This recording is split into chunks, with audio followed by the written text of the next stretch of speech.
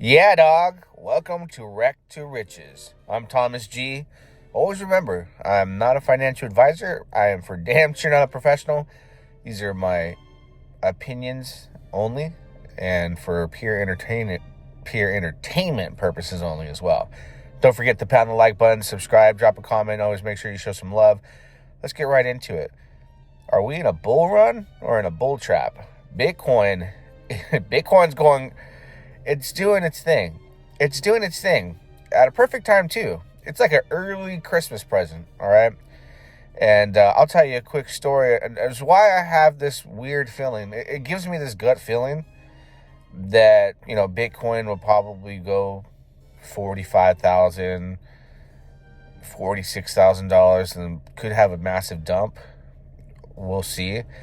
Reason being, and listen, I'm not a chart analysis guy. I'm not preaching 4-year cycles, this and that. I've been in a bull run for the past 8 years. For the past 8 years, I've been in a bull run. And here's why. I started buying Bitcoin, back in 2015, 16, was buying a lot. My average price was around $230, I calculated, right? So I spent from 2015, a little bit early on before that too, all the way to 2017 till the end, I was accumulating Bitcoin. In December of 2017, at an average price of $230 per Bitcoin, I had roughly 150 Bitcoin. Now, I quit smoking weed for a couple years. I stopped going out to eat. Like, I was hardcore in the rabbit hole, like on YouTube. Like, this is going to disrupt the banks, the world. The banks are in trouble, and we're going to be using Bitcoin for all our transactions and this and that. Like, I was preaching that whole, I was all about that. So that's why I was spending every dime I could on Bitcoin. 2017 rose through. Bitcoin starts going crazy, right? So you can imagine if your average price is $250 per Bitcoin, up until this point, what are we, 8 years later, you've been in a bull run. But I remember it going to 1,000. I remember it going to 2,000, 3,000, 5,000. In December of 2017, I'm holding my 150 Bitcoin.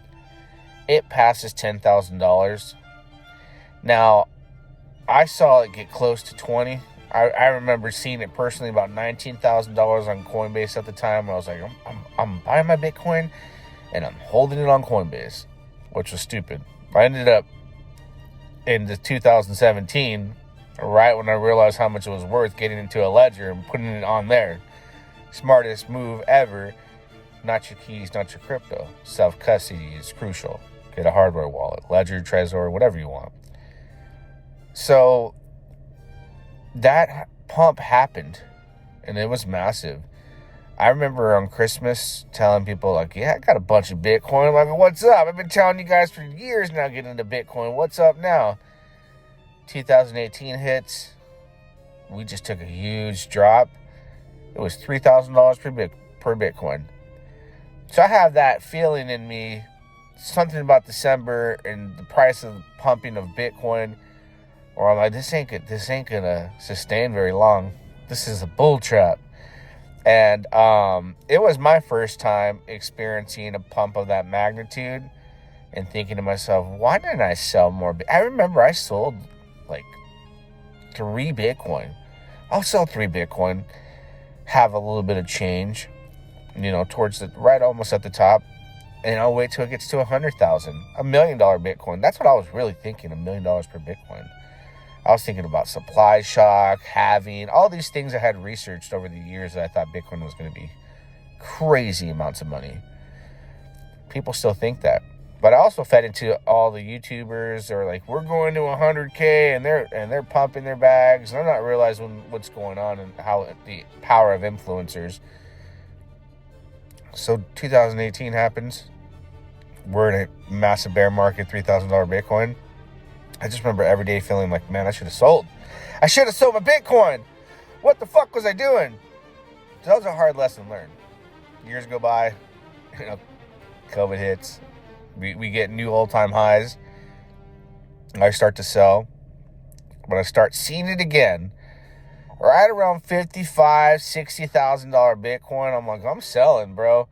Like, I learned my lesson. I'm getting out. But because I started seeing the same shit all over again. Influencers were going to 100K. We're going to 500,000, $250,000 Bitcoin, $1 million Bitcoin imminent. I started seeing that, and I was just like, no, you guys got me last time. I got myself last time. So I was able to sell roughly, $60,000 Bitcoin, and I had a lot of it. I had to hold it for a long time, and I had bought so much Ethereum at $7 too during that time where I quit smoking and all that. So I was ready for the next time things went parabolic, and it treated me nicely. But I've seen the bull traps happen. I've seen it happen. My very first experience, when Bitcoin went from $19 to $3,000 within a month's time. So I've seen this happen before in the month of December. That's why I just feel like it's going to be a good month, but next year, 2024, could be max pain. And I only get that feeling because of what I've experienced before and what people are saying now. It's imminent, 100,000, 200,000, ETFs, approvals, all this stuff. I feel like if the big money is going to get in, right? Because they're getting in now. But if the massive amount of money that still has yet to touch Bitcoin wants to get in, it's got to be at a discount. It's got to be at a discount. That 10K in praise still sits in the back of my head that Richard Hart talked about as a possibility, and that would be the opportunity to shake out a ton of people and to buy back in. Because, if it's going to go to $100,000, I don't think all this money is going to go in right now and buy a $45,000 Bitcoin for limp dick gains out of 2x. I think they know what could happen. And I think Bitcoin is starting to be under the control of, the big players that have always been wandering, walking around Wall Street making money. I think the takeover is here. And I think there's a strong possibility, regardless of Michael Saylor's position and his $1.6 billion of unrealized, gains and all that, there's a possibility that we get another big, massive dip.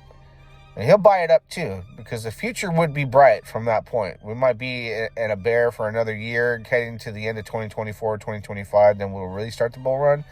But I do think it's a bull trap. I think it's some bullshit going on.